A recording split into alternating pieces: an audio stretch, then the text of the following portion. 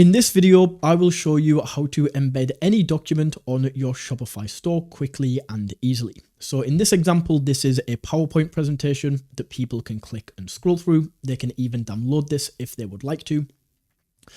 But this is going to work for any type of document. If you want to upload a Word document or an Excel document or anything like this, you can upload these all to Shopify, and I'll show you exactly how. The first thing that we need to do is open up Elfsight. This is the tool that we will be using to build the widget, and I've linked it in the description below. Go ahead and click on that link and it will take you straight over to this page. This link also ensures that everything connects properly when we embed it. From here, just enter your email into this box to sign up for free, and then on this next page, create your password. Just like that, we are signed up and ready to go. Okay, so once we are signed up to Elfsight and we have access to all of the Elfsight widgets, the widget that we are looking for is called File Embed. So rather than scrolling all the way through and trying to find this, the easiest way to do this is just to come right to the top of the page.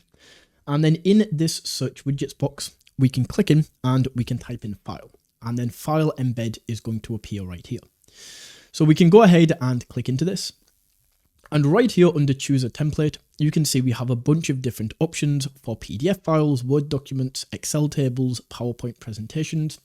And if there's anything that you want to upload that isn't on here, like some specific type of file, then it doesn't really matter what template you choose, because even if we chose this PDF file template right here, we can still upload a Word document or any type of document for that matter. So just go in and select one of these. Once again, it doesn't really matter which one because any file type is compatible with any of these. So we just click on continue with this template. And then in here, in the content area, we want to go to add file. And this is where we can upload our file. So we can upload files right here, browse files. And in here, just grab from your computer the type of file that you would like to upload. So we can go ahead and drop that in there. We can also click in and we can, of course, change the name. So let's call this strawberry vanilla pancakes recipe. We can also add a preview image if we would like to. And then if we go back right here at the top, we can add a widget title. So maybe we could say something like try my best selling recipe today. Just like this. So that is the content area. We can then go down to layout, and in here we can choose between if we want a file viewer, if we want a grid or a list. So instead of actually embedding the document onto the site, we could go to grid or list, and then in here we could upload like a bunch of different files, and then people will just be able to go down and choose the file that they would like to download. Now underneath, we have a few different settings like file icon, if you want to show this file icon right here or not. The preview image, so if you uploaded a preview image, we can choose the size of this file.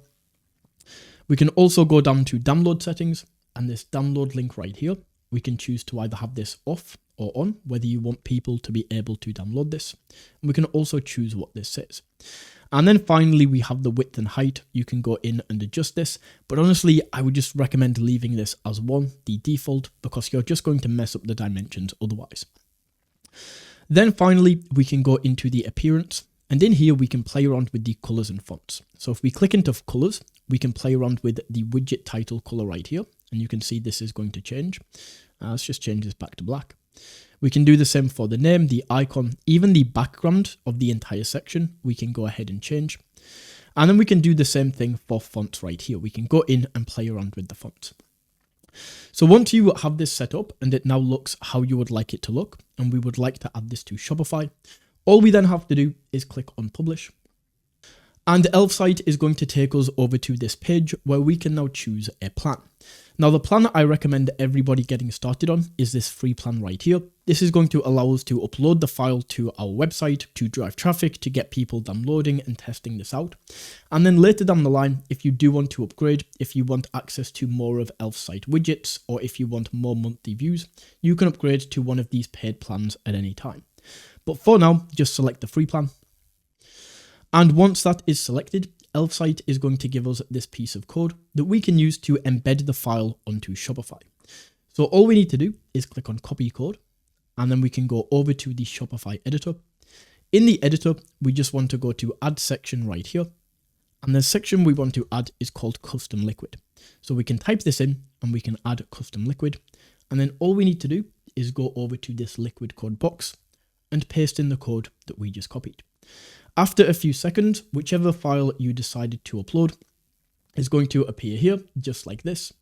So that is how you can upload. And I'll also say, if this happened in the editor, where it says this page has been blocked by Chrome, don't worry about this. On the actual website, this is going to be fine. So I'll show you. I'll just save this right now.